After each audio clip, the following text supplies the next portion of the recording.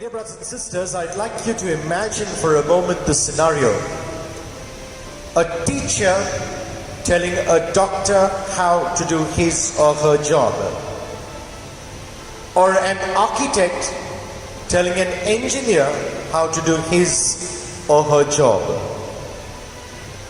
Or perhaps a simple peon in the office telling his boss how to do his job. Strange as it may sound, today a carpenter is telling fishermen how to do their job. Jesus, the son of a carpenter, himself would have been involved in carpentry. That would have been his trade. And here were fishermen toiling all day, all night. They got nothing. And Jesus tells them to throw your nets once again and you will get a catch.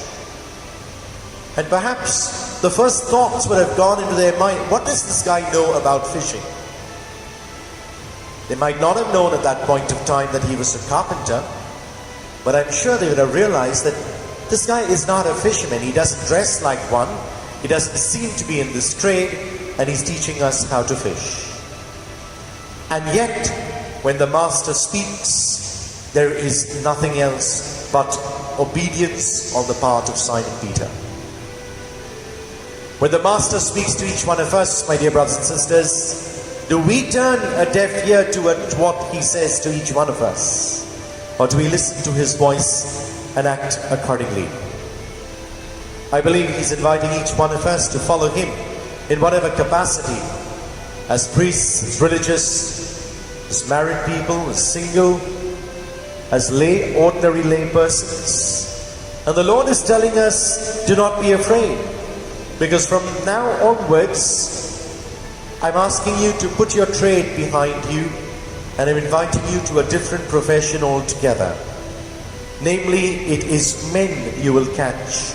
He wants each one of us to be involved in this missionary activity of spreading the gospel, of giving the good news to others, so that we can bring people who've never heard of Jesus to the faith. And the last line is so important in today's gospel. They left everything and followed him. A sense of detachment even from their trade, from their profession. Why? Because the master was inviting them too.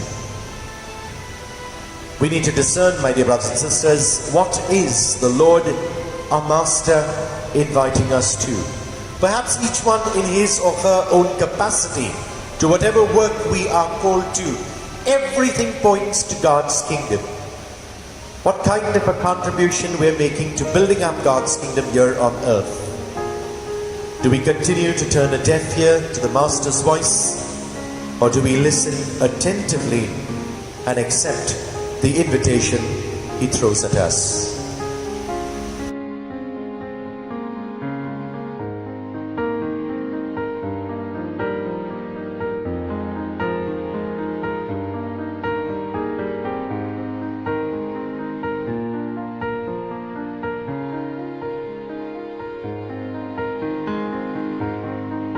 God bless, and do have a Jesus-filled day.